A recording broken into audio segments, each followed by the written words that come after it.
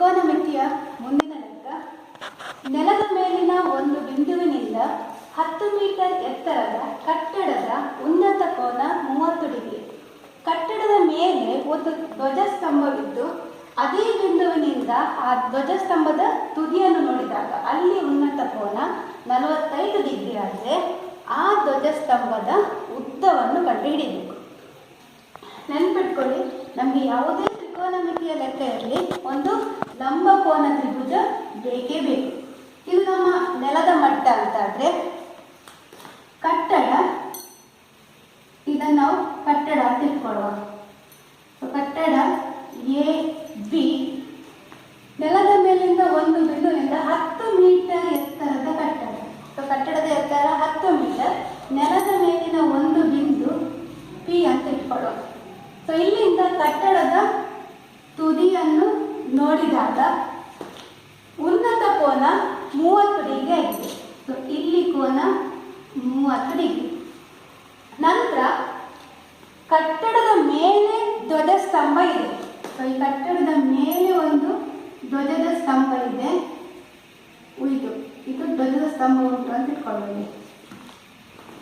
ಈಗ ಅದೇ ಬಿಂದುವಿನಿಂದ ಆ ಧ್ವಜದ ಸ್ತಂಭಕ್ಕಿರುವ ಉನ್ನತ ಕೋನ, ಅಂದರೆ ಅದೇ ಬಿಂದುವಿನಿಂದ ನಾವು ಧ್ವಜದ ಸ್ತಂಭವನ್ನು ನೋಡಿದಾಗ ಆಗ ಅಲ್ಲಿ ಉಂಟಾದಂಥ ಉನ್ನತ ಕೋನ ಇದೆ, ಅದು 45 ಡಿಗ್ರಿ.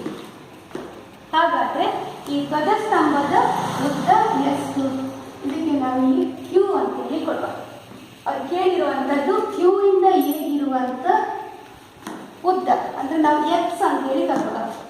ಈಗ ಮೊದಲಿಗೆ ನಮಗೆ ಇಲ್ಲಿರುವಂಥ ಉದ್ದ ಬೇಕು, ಅಂದರೆ ಎಷ್ಟು ದೂರದಲ್ಲಿದ್ದೇವೆ ಅನ್ನೋದು ಬೇಕು.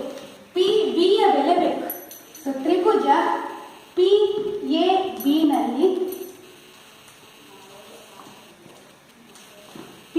ಬಿನಲ್ಲಿ ನಾವು ಟ್ಯಾನ್ ಥೀಟಾವನ್ನು ಹಾಕುವ.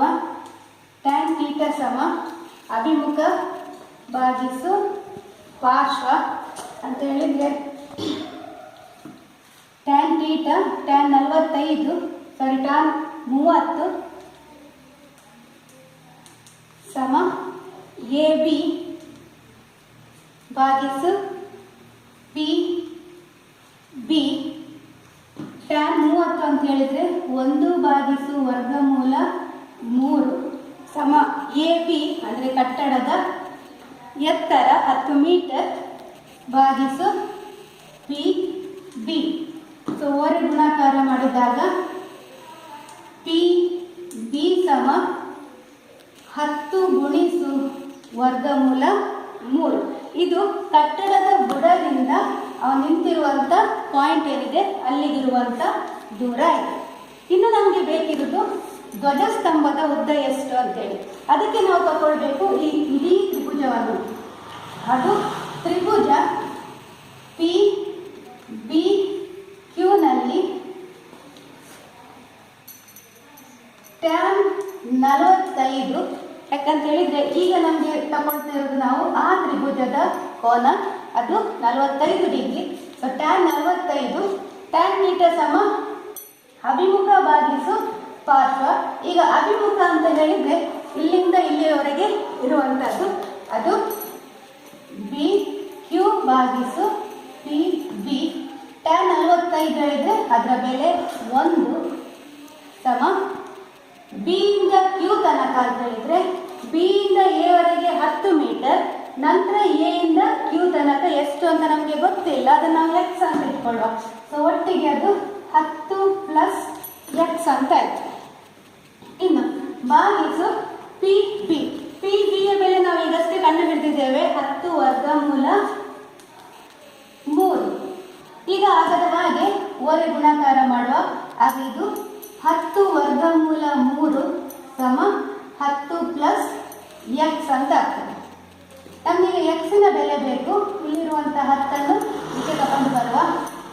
10√3 ಪ್ಲಸ್ 10 ಈಚೆ ಬರುವಾಗ -10 ಆಯಿತು ಸಮ ಎಕ್ಸ್. ಇಲ್ಲಿ 10 ಸಾಮಾನ್ಯ, 10 ಹೊರಗೆ ತೆಗೆಯುವ. √3 - 1 ಸಮ ಎಕ್ಸ್. ಅಥವಾ ನಾವು ಅದನ್ನು ಇನ್ನೂ ಬಿಡಿಸ್ತೇವೆ ಅಂತಾದರೆ 10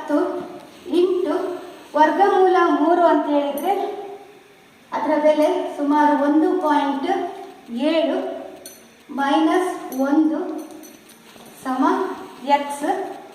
ನಂತರ 10 ಗುಣಿಸು 1.7ರಿಂದ 1 ಅಂತಂದರೆ 0.7 ಸಮ ಎಕ್ಸ್, ಅಥವಾ 10ರಿಂದ ಗುಣಿಸುವಾಗ 0.7ಕ್ಕೆ 10ರಿಂದ ಗುಣಿಸಿದರೆ 7 ಮೀಟರ್.